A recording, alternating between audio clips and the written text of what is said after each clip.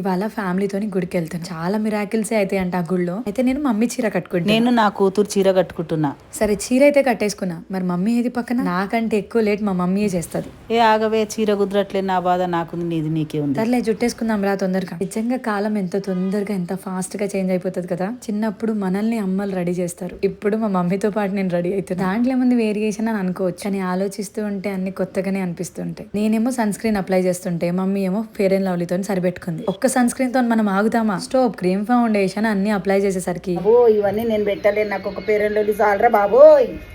పాపం మా మమ్మీ పారిపోయింది. గుడికి వెళ్తున్నా కాబట్టి ఇజ్జడ అల్లుకుంటున్నా మీరు చెప్పినందుకే. నేను చెప్తూ ఉంటా కదా మీరు నాకు చాలా నేర్పించారు అని.